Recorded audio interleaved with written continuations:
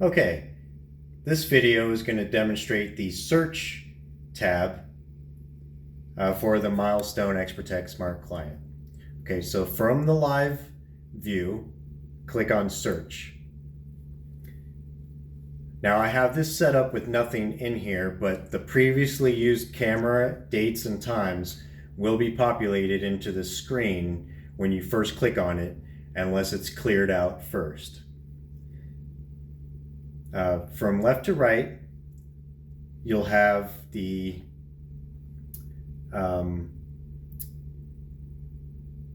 order results. So this is a filter to show you thumbnails from whether you want newest event time, oldest event time, oldest start time, or whichever filter will best suit you for your needs.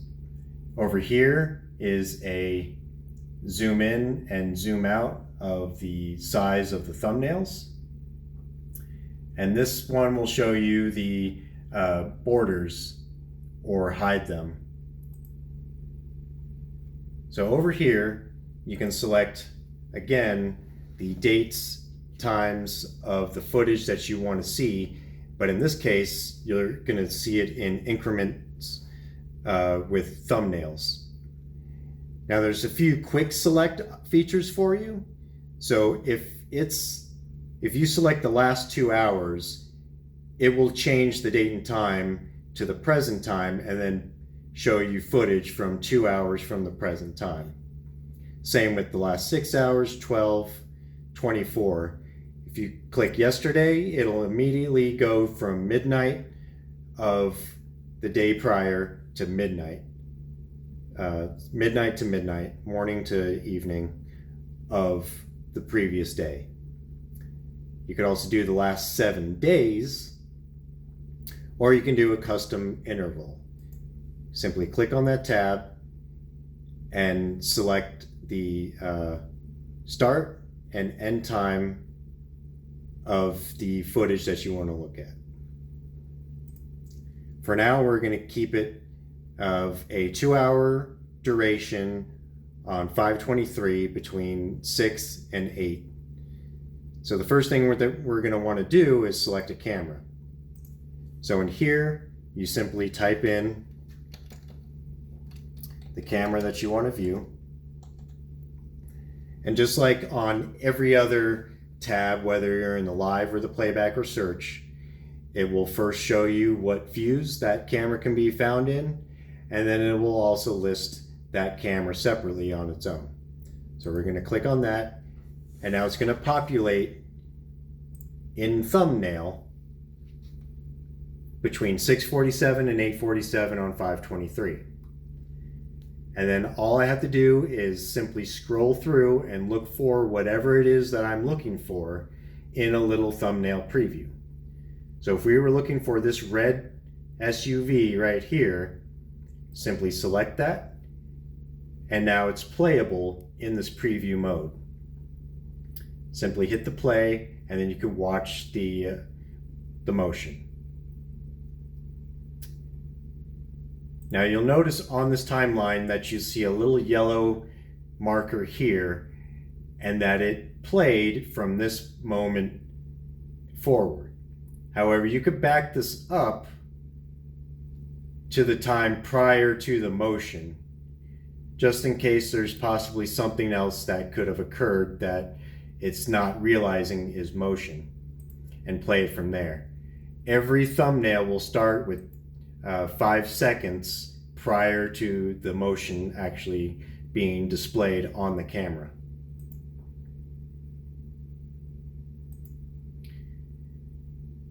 Now, besides utilizing the thumbnails, we could also click on different time increments so that you don't have to scroll all the way through the 2 hours. So let's say you know that an event started after this red SUV. We can start moving to thumbnails that take place after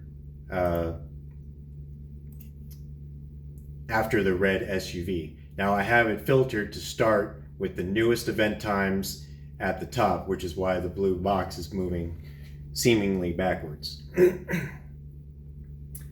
Now, let's say that we don't want to see all the vehicles leaving the lot or seeing motion that's in this strip here, in this street here. But we do want to see all vehicles that are coming into our garage, or at least motion that's happening in this area here. So what we're going to do is we're going to click on this search for, and then click on motion, and then click new search.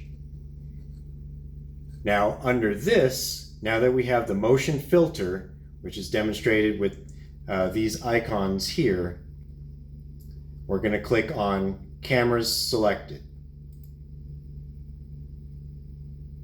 And this is going to populate a box with a red fog over the display.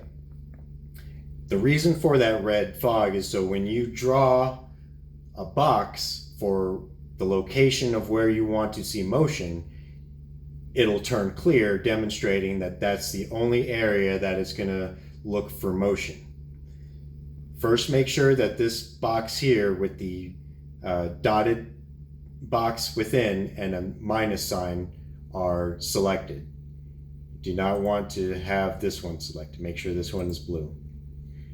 Then you're going to draw a box to the area that you want to see motion.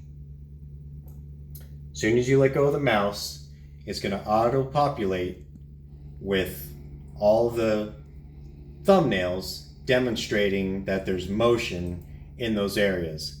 And it'll filter out vehicles anywhere else. Now, if there happens to be other vehicles when there's motion in that box elsewhere, then you'll see that.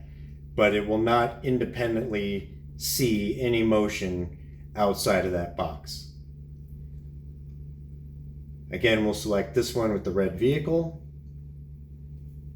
and then you can play. Now, the prior to visual marker comes in even more handy on this selection, because now it may or may not catch motion outside this boxed area before the red car comes out. So if somebody threw a rock at this car as it was turning from off screen, we may be able to catch that prior to actual movement of the vehicle. And then it will continue to record for a few seconds after the motion as well.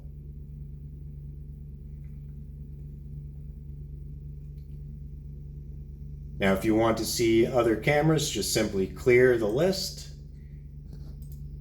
and select a different camera by typing it in here. You could also do this with views.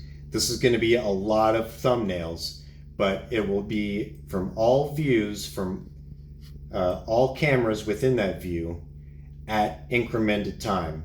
So you may see a bunch of time from here and then have it change to a different camera so that it can show 8:43 for all the cameras until it moves in increments to different times with each view, with each camera within that view.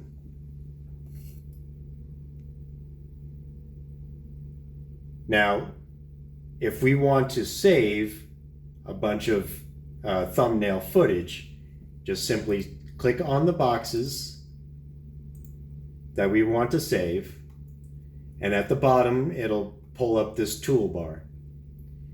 Again, you just simply export the data for the selected search results. It'll populate the screen once again, and from here it's exactly the same as saving the playback from the previous video.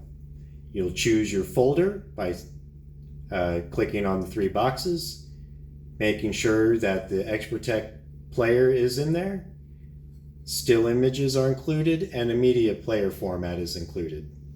And then you'll start your export, and it will save it immediately to the desktop. Now, if we want to save footage to be searchable, we can bookmark the selected video. Here we can create a headline or a title and a description of what we're going to see. This will become useful as then each word that you type in here, it becomes a tag and searchable in the search block. So if we find and search for bookmarks, we'll be able to pull up this footage utilizing any keywords that you have entered. So a good description here will benefit you.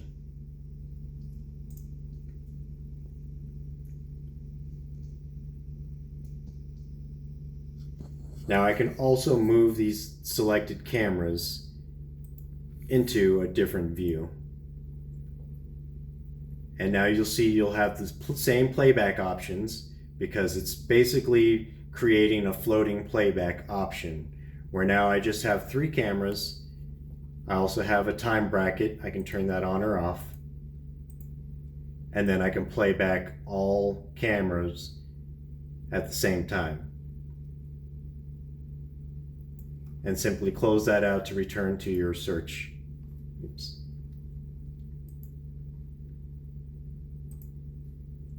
And that concludes the search tab.